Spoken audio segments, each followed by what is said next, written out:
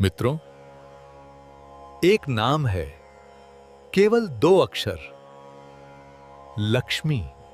इन 2 अक्षरों में बान इतनी शक्ति है कि जिस घर में ये नाम गूंजता है वहां दरिद्रता का प्रवेश नहीं। इन 2 अक्षरों में इतना प्रेम है कि स्वयं नारायण उनके बिना अधूरे हैं। इन 2 अक्षरों में इतनी करुणा हैगा कि वे मां हैं, हां सबकी, धनी की भी, निर्धन की भी। परंतु मित्रों, आज हम माता लक्ष्मी को एक नए दृष्टिकोण से देखेंगे। हम उनसे पूछेंगे वे प्रश्न जो कभी नहीं पूछे गए।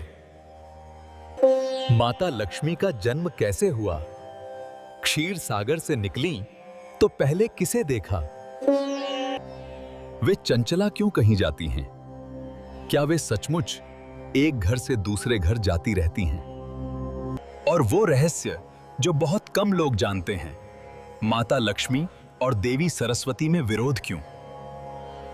माता लक्ष्मी और मां काली में क्या संबंध है? अष्टलक्ष्मी का रहस्य क्या है?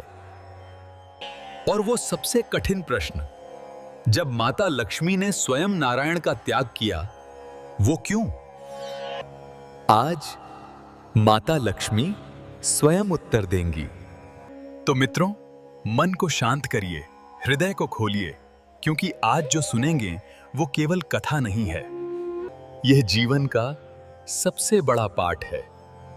क्योंकि आज हमारे मध्य विराजमान हैं क्षीर सागर सुता पद्मासना, कमलधारिणी नारायण प्रिया, विष्णु वल्लभा, सर्वमंगला धनदात्री, अभयदात्री, मोक्षदात्री, अष्टलक्ष्मी स्वरूपा, त्रिलोक जननी, समस्त ब्रह्मांड की आदि शक्ति मां श्री महालक्ष्मी जी।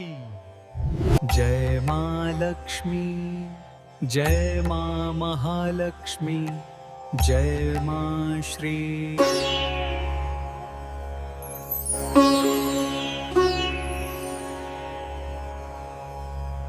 मां, त्रिलोकी वार्ता में आपका स्वागत है, परंतु सत्य कहूं तो आपके सामने खड़े होकर शब्द नहीं निकलते। मन करता है बस यहीं बैठ जाएं, बस आपको देखते रहें, क्योंकि आपका दर्शन ही दीपावली है, आपकी उपस्थिति ही समृद्धि है, आपका नाम ही वरदान है। नारद जी, आशीर्वाद, आपने पुकारा, मैं आई। परंतु एक बात, लोग मुझे देवी कहते हैं, भगवती कहते हैं, ये सुनकर मन में एक भाव आता है। मैं माँ हूँ, जिस प्रकार एक माँ अपने पुत्र की हर आवश्यकता पूरी करती है, उसी प्रकार मैं अपनी सृष्टि की हर आवश्यकता देखती हूँ, धन भी, सुख भी। मैं केवल धन की देवी नहीं हूँ, मैं संपूर्ण कल्याण की शक्ति हूँ।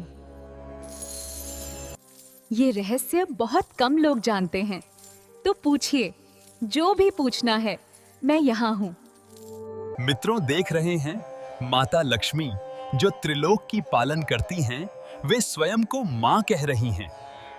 यही उनकी महानता है, यही उनका स्वभाव है।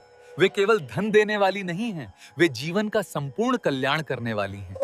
मां, पहला प्रश्न, उस दिन से जब सब कुछ आरंभ हुआ, क्षीर सागर से, समुद्र मंथन से। मां, वो दिन, समुद्र मंथन, जब आप क्षीर सागर से प्रकट हुई, वो क्षण कैसा था? आपने पहली बार जब ये सृष्टि देखी तो क्या अनुभव हुआ? वह क्षण जब मैं क्षीर सागर से प्रकट हुई दान, तो सबसे पहले जो अनुभव हुआ वो था शोर। देवता और असुर दोनों ओर खड़े थे। दोनों की आंखों में एक ही भाव, लालसा। देवता चाहते थे मैं उनकी ओर जाऊं, असुर चाहते थे मैं उनकी ओर जाऊं। नारदा जी, उस पल मुझे एक बात समझ में आई। संसार में हर कोई मुझे चाहता है, परंतु मुझे पाने के लिए नहीं, बल्कि मेरा उपयोग करने के लिए। धन जब केवल उपकरण बन जाए तो वो अभिशाप है। और इसीलिए मैंने उस पल चारों ओर देखा। देवताओं में, असुरों में किसी को नहीं चुना। फिर मेरी दृष्टि पड़ी। एक ओर वहां खड़े थे नारायण। नारद जी, नारायण ने मुझे नहीं देखा। वे शांत थे, स्थिर थे। उनके नेत्रों में कोई लालसा नहीं थी, कोई चाहत नहीं थी। वे बस थे।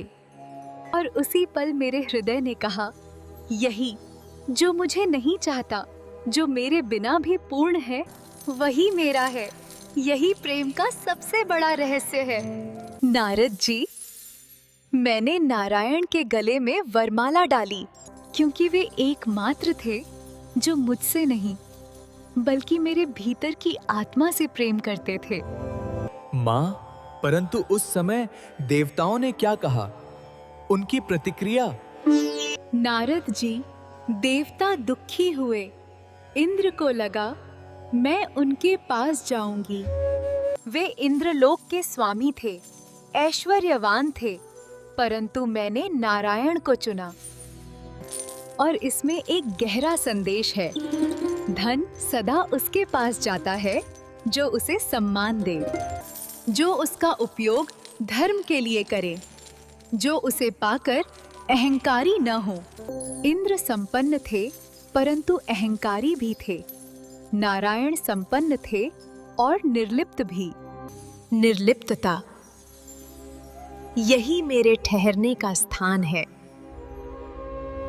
माँ नारायण जी, आपका और उनका संबंध ये केवल पति पत्नी का नहीं लगता, ये कुछ और है, कुछ गहरा। वो क्या है?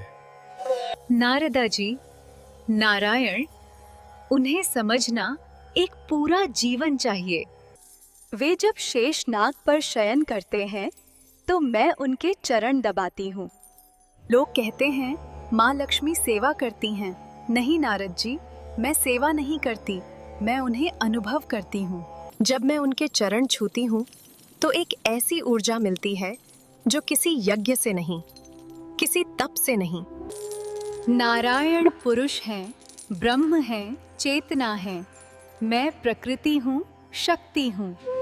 और नारद जी, बिना प्रकृति के पुरुष निष्क्रिय है, बिना पुरुष के प्रकृति दिशाहीन है। नारायण बिना मेरे कार्य नहीं कर सकते और मैं बिना नारायण के लक्ष्य नहीं पा सकती।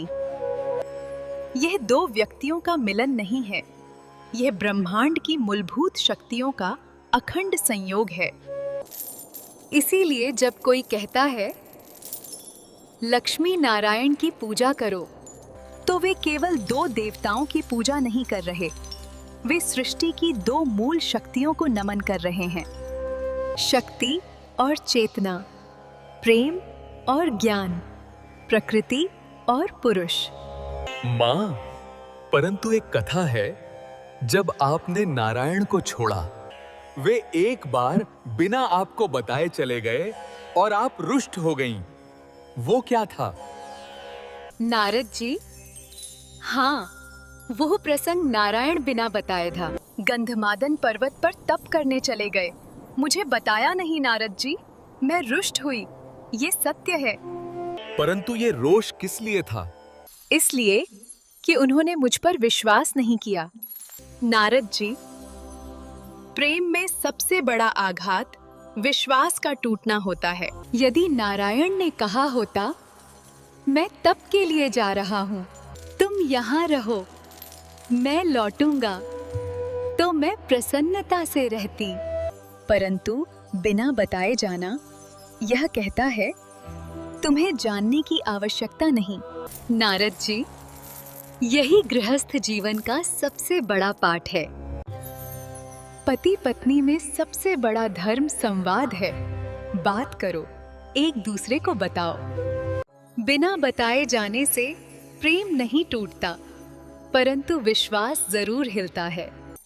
और जब नारायण लौटे और जब उन्होंने मुझसे क्षमा मांगी, तब मैंने क्षमा किया। क्योंकि क्षमा भी प्रेम का ही एक रूप है।